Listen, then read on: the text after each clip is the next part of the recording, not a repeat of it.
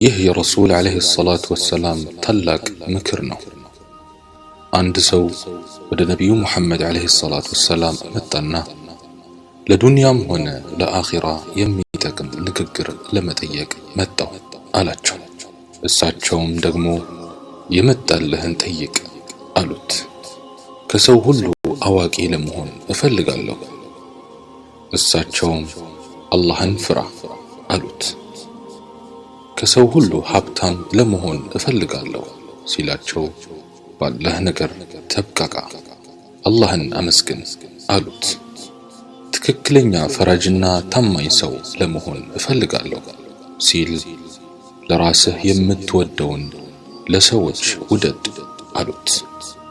ከሰው ሁሉ ብርቱ ለመሆን እፈልጋለሁ ሲል በአላህ ተወከል አሉት። በአላህ ዘንድ ብቸኛ ተመራጭ ለመሆን እፈልጋለሁ ሲላቸው ዚክር አብዛ አሉት። ከሰው ሁሉ በላጭ ለመሆን እና ጥሩ ሰው ለመሆን እፈልጋለሁ ሲል ለሰው ጠቃሚ ሁን አሉት። የተከበረና ቸር ሰው ለመሆን እፈልጋለሁ ሲላቸው ችግርህን ለፍጡር አትናገር አሉት። ረሱልና አላህ እንዲወዱኝ እፈልጋለሁ ሲል እሳቸውም አንተም እነሱ የወደዱትን ውደድ አሉት። ከወንጀል የጠራው ሆኜ አላህን መገናኘት እፈልጋለሁ ሲል ጀናባህን በደንብ ታጠብ፣ እስትግፋር አብዛ፣ ማልቀስ፣ መተናነስ፣ መታመም አለብህ አሉት። ከበጎ ሰሪዎች ለመሆን እፈልጋለሁ ሲላቸውም አላህን ልክ እንደምታየው ሆነህ ተገዛው አሉት። ኢማኔ እንዲሞላ እፈልጋለሁ ሲል ጸባይህን አሳምር አሉት። ርዝቄ እንዲሰፋ እፈልጋለሁ ሲል ተዋضዕ ወይም መተናነስን አዘውትር አሉት። ዱዓዬ ሙስተጃብ እንዲሆንልኝ እፈልጋለሁ ሲላቸው ሐራም አትብላ አሉት። አላህን ከሚታዘዙ ሰዎች ለመሆን እፈልጋለሁ ሲል ግዴታዎችህን ፈጽም አሉት።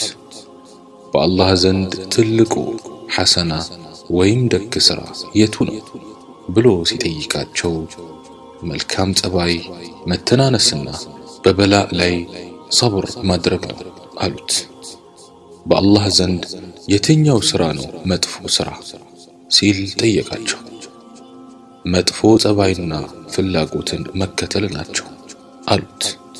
በዱንያም ሆነ በአኺራ የአላህን ቁጣ የሚያበርድ ምንድነው ሲል ጠየቃቸው። ድብቅ ሰደቃና ዘርን መቀጠል ናቸው አሉት። የቂያማ ቀን በአላህ ኑር ለመሰብሰብ እፈልጋለሁ ሲል ሰውን አትበድል አሉት። የቂያማ ዕለት አላህ እንዲያዝንልኝ እፈልጋለሁ ሲል ለአላህ ባሪያዎች እዘን አሉት። የቂያማ ዕለት ነውሬ እንዲሸፈንልኝ እፈልጋለሁ ሲል የወንድምህን አይብ ወይም ነውር ሸፍን አሉት። የቂያማ ቀን ከአላህ ቁጣ ሰላም ለመሆን እፈልጋለሁ ሲል በአንድም ፍጡር አትቆጣ አሉት።